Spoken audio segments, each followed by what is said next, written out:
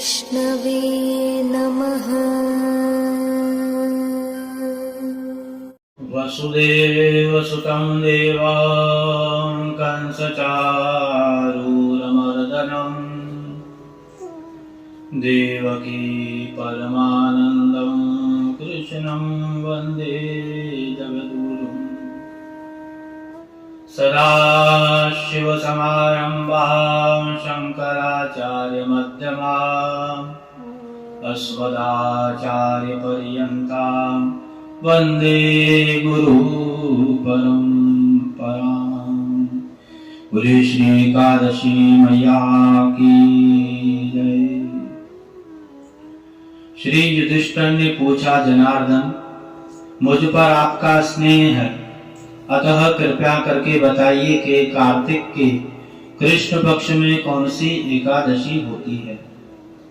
भगवान श्री कृष्ण बोले, राजन, कार्तिक के कृष्ण पक्ष में जो परम कल्याणमयी एकादशी होती है वह रमा के नाम से विख्यात है।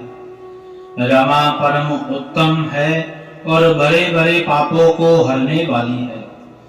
पूर्व काल में मुचुकुंद नाम से विख्यात एक राजा हो चुके हैं, जो भगवान श्री विष्णु के भक्त और सत्य प्रतिज्ञ थे। निष्कंटक राज्य का शासन करते हुए उसे राजा के यहाँ नदियों में श्रेष्ठ चंद्रभागा कन्या के रूप में उत्पन्न हुई। राजा ने चंद्रसेन कुमार शोभन के साथ उसका विवाह कर दिया। एक समय की बात है कि शोभन अपने ससुर के घर आए।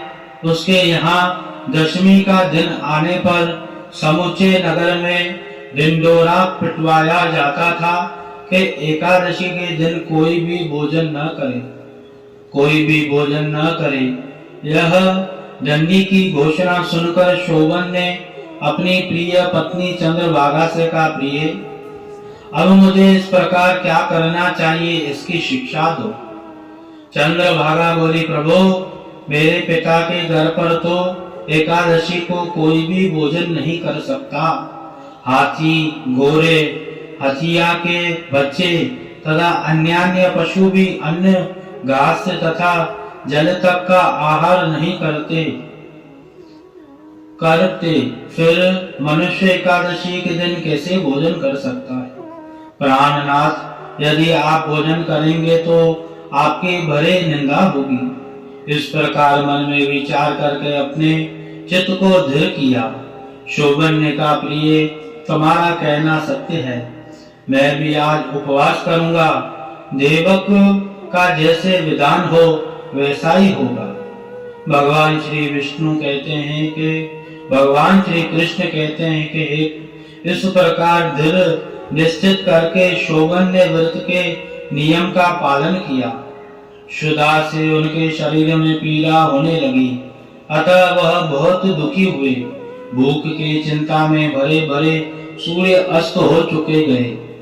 रात्रि आई जो हरि पूजा परायण तथा जागरण में आसक्त वैष्णव मनुष्यों को हर्ष बढ़ाने वाली थी, परंतु वह रात्रि शोभन के लिए अत्यंत दुखदायिनी हुई। सूर्योदय होते होते उनका प्राणांत हो गया। राजा मुचुकुंद ने राजोचित काष्ठों से शोभन का दाह संस्कार करवाया। चंद्रभागा पति का पारलौकिक कर्म करके पिता के घर ही रहने लगी।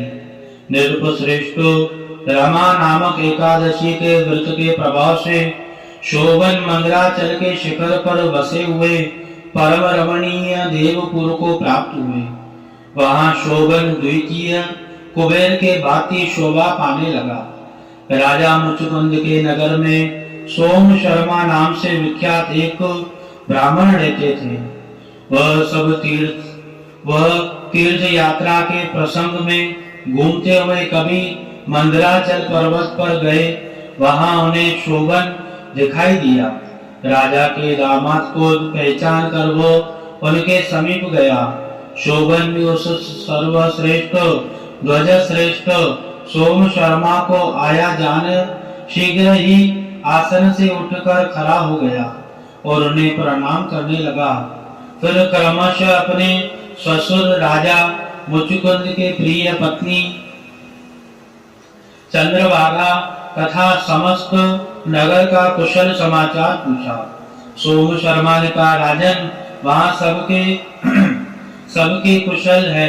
यहाँ तो अद्भुत आश्चर्य की बात है। ऐसा सुंदर और विचित्र नगर तो कहीं किसी ने भी नहीं देखा होगा। बताओ तो सही, ये कैसे प्राप्त हुआ और क्या बात है?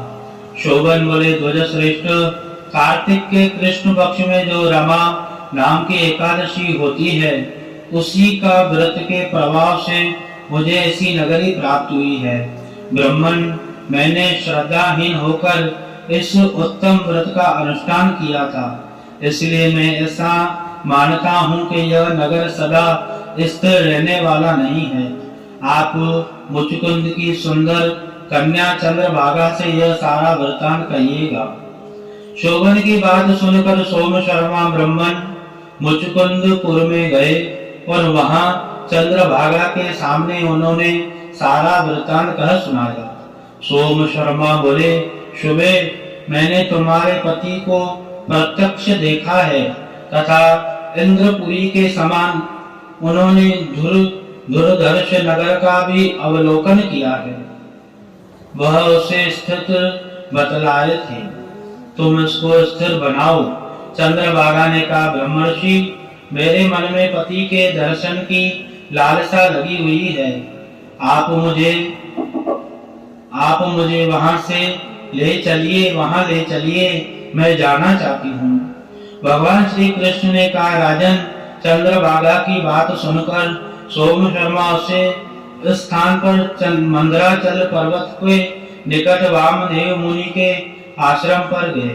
वहां ऋषियों के मंत्री की शक्ति तथा एकादशी सेवन का प्रभाव से चंद्रभागा का शरीर दिव्य हो गया तथा उसने दिव्य गति को प्राप्त कर लिया। इसके बाद वह पति के समीप गई। उस समय उसके नेत्र हर्षोल्लास से खिल उठे थे। अपनी प्रिय पत्नी को आए देख शोभन को बड़े प्रसन्नता हुई। उन्होंने उसे बुलाकर अपने वाम भाग सिंहासन पर बिठाया। तदनंतर चंद्रभागा ने हर्ष में भरकर अपने प्रियतम से यह वचन कहा, नाथ, मैं हित की बात बताती हूँ, सुनिए। पिता के घर पर रहते समय जब मेरी अवस्था 8 वर्ष से अधिक हो गई, तभी से लेकर आज तक मैंने जो एकादशी का व्रत किया है और उनसे मेरे भीतर जो पुण्य संचित हुआ है, उसके प्रभाव से यह नगर कल्प के अंत तक स्थिर रहेगा तथा सब प्रकार के मनोवांछित वैभव से समृद्धिशाली होगा। निरुप श्रेष्ठो, इस प्रकार रमा व्रत के प्रभाव से चंद्रभागा दिव्य भोग, दिव्य रूप और दिव्य आभार से विभूषित हो अपने पति के साथ मंदराचल के शिखर पर विहार करने लगी। राजन, मैंने तुम्हारे साथ रमा नाम के एकादशी का व्रत वर्णन किया है। यह चिंतामणि तथा कामधेनु के समान सब मनोकामनाओं को पूर्ण करने वाला है। मैंने दोनों पक्षों के एकादशी का व्रत का पापनाशक महात्म्य बताया है। जैसे कृष्ण पक्ष की एकादशी है, वैसे ही शुक्ल पक्ष की भी एकादशी है। उनमें भेद करना नहीं चाहिए। जैसे सफेद रंग की गाय हो या काले रंग की, दोनों दूध एक ही समान देती है। इस प्रकार दोनों पक्षों की एकादशियों के समान फल ऐसा ही एक समान है। जो मनुष्य एकादशी का व्रत महात्म्य सुनता है, वह सब पापों से मुक्त हो श्री विष्णु लोक में प्रतिष्ठित होता है। एतद कथायां भगवान श्रीमन नारायण परमस्तु। बोले एकादशी मैया की जय। नारायण।